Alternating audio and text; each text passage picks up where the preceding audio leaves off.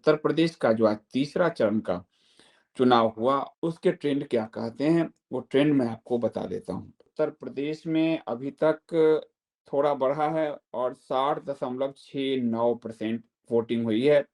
60.69% voting हुई है, लेकिन ये वोटिंग 2017 के मुकाबले कम है। 2017 में जो है आप अगर देखेंगे तो 62.36% मतदान हुए थे। 62.36% यानी करीब-करीब 2% की कमी है वोटिंग में। और अगर देखा जाए तो पिछली बार जो सबसे ज़्यादा मतदान इस तीसरे चरण में 59 सीटों के लिए मतदान हुए हैं। 16 जिला में 59 सीट और 627 प्रत्याशी हैं। तो इस 59 सीट में अगर हम देखा जाए तो पिछली बार सबसे अधिक मतदान जो है महारौनी में हुआ था और वो करीब 75% गया था, 74.16% गया था।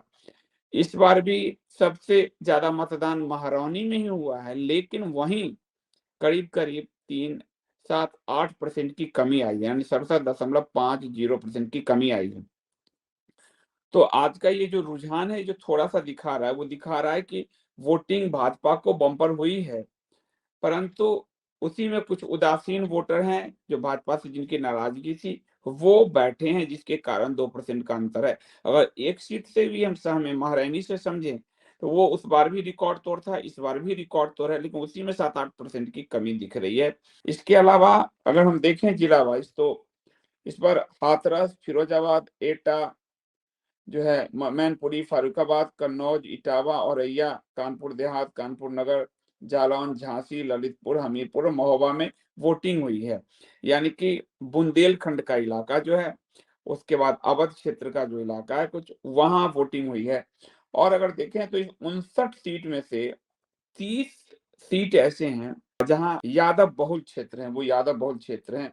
लेकिन यादव बहुल होने के बावजूद जो है 2017 में, इसलिए ये नहीं कहना चाहिए कि यादव हैं तो सपा को देंगे, वो जाति के आधार पर जो खेलती है। जाति टूटे, हिंदू धर्म के आधार पे वोट पड़े हैं 2017, इसका उदाहरण है जब पीएम नरेंद्र मोदी के नाम पे वोट पड़े थे। तो 2017 में 30 जो यादव बहुल सीट है, उसका अगर देखा जाए तो सपा को सिर्फ उसके 8% जो है सीट मिल पाई। यानी अगर हम आकलन देखें तो 2017 में जो है आपको अ, बीजेपी को बम्पर 49 सीट मिली थी बीजेपी को। और 2012 में अगर हम देखें तो एसपी को बहुत अच्छी सीट मिली थी 37। और 2007 में देखें तो हम बसपा को बहुत अच्छी सीट यहाँ हम देखते हैं कि बहुत अच्छी सीट मिली थी। तो इस वजह से हम ये कह सकते हैं कि जिसको यहाँ सीट ज़्यादा मिली है, वो उसने हमेशा बढ़त लिया है। 2017 में भाजपा को मिला था, 59 में 49 मिला था और 2012 में 37 मिला था। तो मैक्सिमम जो सपा का सबसे बेहतरीन परिणाम है वो 37 सीट ही है। और बीएसपी का जो 2007 में सरकार बनी, वो बेहतरीन उनकी 28 सीट है। तो भाजपा बड़ा अंतर है, उस वोट को कम करना मुश्किल है।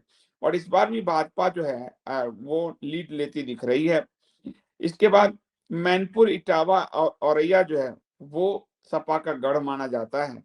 और इधर जो है इसके अलावा जो अगर आप देखेंगे कि बाकी जो सीटें हैं उसमें गैर सपा का उतना वो प्रभाव जो है उतना नहीं है, क्योंकि गैर यादव जातियां आती हैं, सैनी, साक्य, कुशवाहा, मौर्य, लोध वोट जो है। और ये वोट भी और यादवों के वोट भी 2017 में भाजपा को अच्छा खासा मिला था। तो इस पूरे क्षेत्र में सपा ने जो सपा भाजपा से स्वामी प्रसाद मौर्य को लेकर आई थी, फिर केडी मौर्य को एक दूसरी पार्टी से लेके आई थी, अपना दल से कृष्णा पटेल को लाई थी। तो इसके ज़रिए सपा ने प्रयास किया था जातिगत समीकरण में जो गैर यादव वोट हैं, अन्य जो ओबीसी वोट हैं, उसको साधने का प्रयास किया था सपा, जो दिख नहीं रहा है। इस परिणाम से अगर हम देखें तो दिख नहीं रहा है। और इसमें हम ये कह सकते हैं कि भारतीय जनता पार्टी इसमें तीसरे चरण में भी बढ़त बनाती हुई दिख रही है। और अगर हम कहें तो 2017 में सपा को शायद सिर्फ 8 सीट मिल पाई थी, मात्र 8 सीट मिल पाई थी। 8 से वो कितना गेन करेगी, ये बड़ी बात होगी। तो सपा इस क्षेत्र में भाजपा का जो फर्स्ट फेज, सेकेंड फेज में जो थोड़ी सी कमजोरी कही जाती थी, हालांकि उसने अच्छा, बाद के आकलन बता रहे हैं कि अच्छा किया है उसने। और मेरे हिसाब से फर्स्ट सेकंड मिलाकर 60 से 65 सीट है, लेकिन देने वाले उनको 72 से 91 सीट भी दे रहे हैं, देने वाले भाजपा को, तो भाजपा एज ले रही है। और इस तीसरे चरण में सपा 8 से कितना जंप करेगी, हाईएस्ट वो 37 पे गई है 2012 में, तो इस सपा के लिए कोई संभावना नहीं है। और खतरा ये बढ़ जाता है कि जो करहल सीट, जो अखिलेश यादव जहां से उतरे, कहा जा रहा है कि वो सीट वो हार भी सकते हैं। यानी इतनी कांटे की फाइट हुई है कि अखिलेश यादव के लिए बहुत मुश्किल है। और आप जानते हैं कि इसकी में प्रधानमंत्री नरेंद्र मोदी हों या फिर योगी आदित्यनाथ हों, दोनों ने ये साफ-साफ कहा कि करह से जो है भाजपा जीत रही है। योगी आदित्यनाथ ने इस चुनाव के बाद इंटरव्यू दिया है मीडिया को, और उसमें साफ उन्होंने कहा है कि करहल से जो हमारा, और जो उनके वोट बूथ मैनेजमेंट है, उनके उनका जो आकलन है, वो साफ बता रहे हैं कि पब्लिक का रुझान है, पब्लिक चुनाव लड़ रही है, भीड़, आम जनता, भारत जो है वही वोट मतलब चुनाव लड़ रही है भाजपा की ओर से। और उन्होंने कहा कि करहल सीट अखिलेश हार रहे हैं, योगी आदित्यनाथ ने कहा। समाजवादी पार्टी के लोग आज बौखला गए हैं। करहल में अपनी करारी हार को देखते हुए वे अब आपा खो चुके हैं।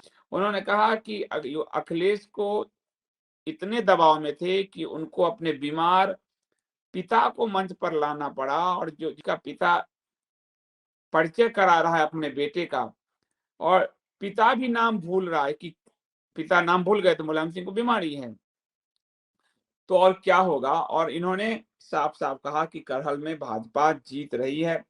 यही बात हम अगर कहें तो यही बात प्रधानमंत्री नरेंद्र मोदी ने भी कहा, और उन्होंने कहा कि जिसे वो सबसे सुरक्षित सीट समझ रहे थे, वही उनके हाथ से निकल रही है। तो भारत के 2 लोकप्रिय नेता आज इसकी घोषणा कर रहे हैं खुले मंच से। उत्तर प्रदेश के मुख्यमंत्री योगी आदित्यनाथ कर रहे हैं, और प्रधानमंत्री नरेंद्र मोदी कर रहे हैं। और उन्होंने कहा कि जिस सीट को वो सबसे सुरक्षित समझते थे, वही अब उनके हाथ से निकल रही है। तो करहल की स्थिति यदि खराब होती है, तो आप तय मानिए अखिलेश यादव का बोरिया बिस्तर बंद, अखिलेश यादव का पॉलिटिकल कैरियर जो है खत्म ही है एक तरह से, अगर वो अपना चुनाव हारते हैं। क्योंकि पिता अगले 5 साल में, पिता की हालत और खराब ही है, उनकी बीमार हैं वो, शिवपाल लड़ रहे हैं, दिख रहे हैं साथ में।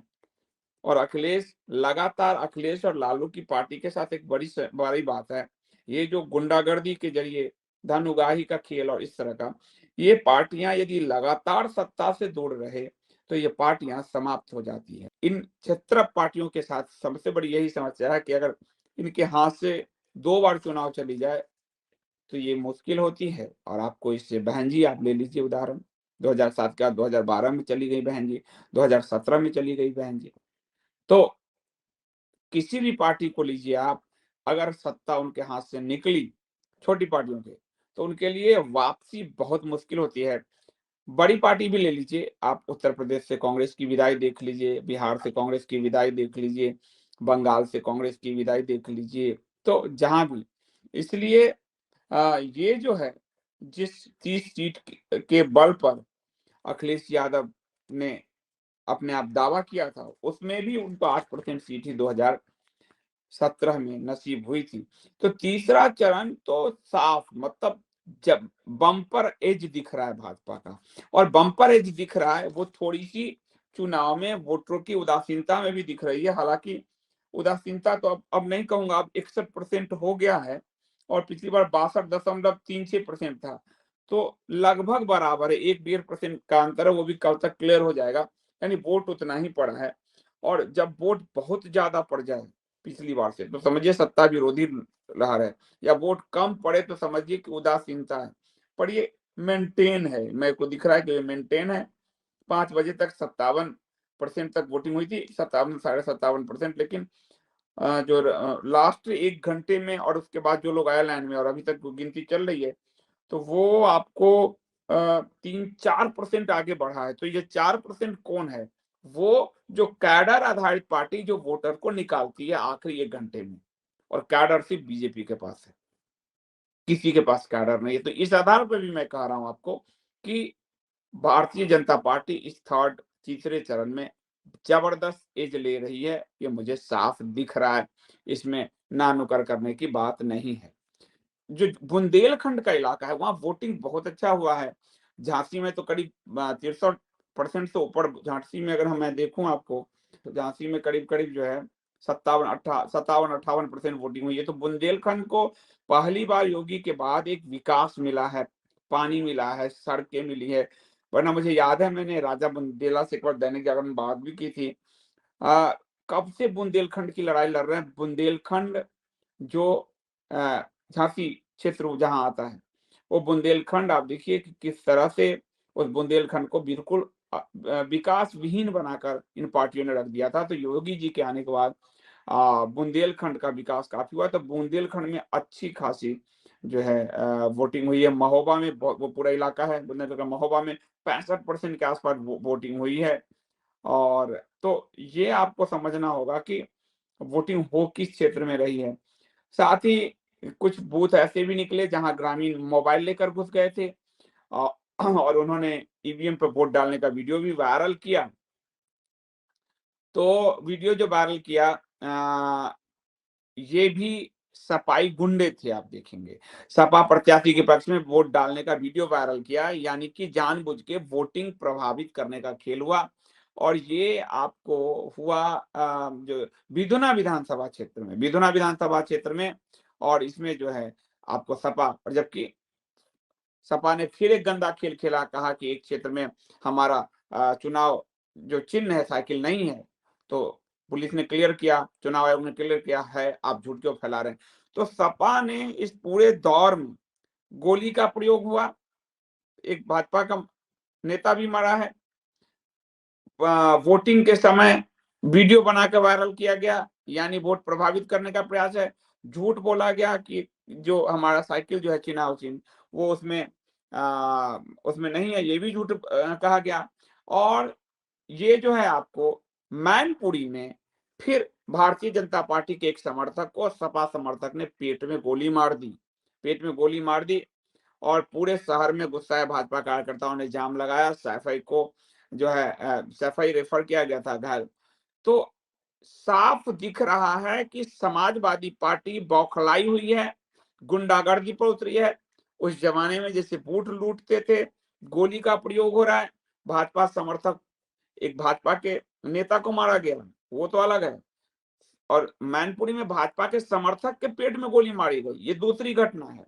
और उसके बाद जो है वीडियो वायरल किया गया उसका, ये चौथी झूठ बोला गया साइकिल नहीं है। और पांचवी की करहल में बौखलाहट इनकी इतनी बढ़ गई करहल में, कि करहल में इन्होंने आरोप लगाया कि चुनाव जो है पर्ची से कराओ, पर्ची गलत हो रहा है, गलत निकल रहा है। यानी बौखलाहट से आपको पता चल जाएगा कि कौन पार्टी किस पोजीशन में है।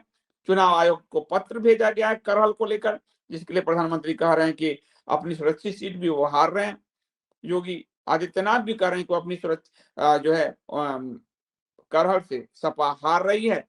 और चुनाव आयोग को जो पत्र भेजा सपा ने, वो भी लग रहा है कि सपा करहल पे कहीं गिर गई है। और ये ऐसा स्थिति हो गया कि करहल में अखिलेश यादव के पूरे परिवार को उतरना पड़ा था चुनाव प्रचार के लिए। और ये साफ-साफ दिख रहा है कि करहल में वो फँस गए हैं, निकलेंगे भी तो कम मार्जिन से वो निकलेंगे। और इसमें ये समझिए कि लगातार गुंडागर्दी, कानपुर में भी गुंडागर्दी की गई है। तो ये सारा ट्रेंड दिखा रहा है कि सपा कहीं गहरे मुसीबत में है, और वो फर्जी तरीके से, फर्जी पत्रकारों के ज़रिए वो एक खेल खेलना चाह रही, जो खेल रही है, लेकिन सपा गहरे मुसीबत में है। तो ये जो 16 जिला का 59 सीट है, जो ट्रेंड है, जो आखिरी जो आप सुनना चाहते हैं, भाजपा अपने पूर्व के सीट को बरकरार रख सकती है, और पूर्व में सीट उनका 59 था, तो बरकरार रख सकती है। वोटिंग भाजपा के पक्ष में साफ दिख रहा है। ट्रेंड जो दिख रहा है, मैं भविष्यवक्ता नहीं हूँ। संदीप जी, आपने तो ये कहा था, मैं ट्रेंड पे ही बात कर रहा हूँ आपको। ट्रेंड और कुछ घटनाएँ, कुछ बयान, उसके आधार पे चुनाव आयोग का तो अभी आंकड़े ही आ रहे हैं अभी तक, 61% के आस-पास पहुँच गया। तो उसके आधार पर साफ दिख रहा है कि भाजपा को एज मिल रहा है। और यदि मैं देखूँ भाजपा को तो इस समय आपको मेरे हिसाब से तीनों चरण मिलाकर अगर मैं देखूँ भाजपा को, तो भाजपा 115 सीट के करीब पहुँच गई है, मेरे हिसाब से। ज़्यादा भी हो सकते, कम भी हो सकते, लेकिन मेरा जो आकलन कह रहा है कि फर्स्ट 2 फेज़ में मेरे हिसाब से वो 65 सीट पे है और इसमें 49, 114, 15 सीट पर भाजपा पहुँच गई है। थोड़ा-सा पुश करने की और ज़रूरत है, तो सपा कहीं गहरे फँसी हुई दिख रही है। बाकी तो 10 मार्च को ही दिखेगा क्या होगा। लेकिन ये मेरा अभी फिर बता दूँ, आंकड़ा, जिले का रुझान और घटनाओं के आकलन पर आधारित मेरा ये विश्लेषण है। ये आपका अभी तक का तीसरे चरण का उत्तर प्रदेश चुनाव का विश्लेषण था। धन्यवाद।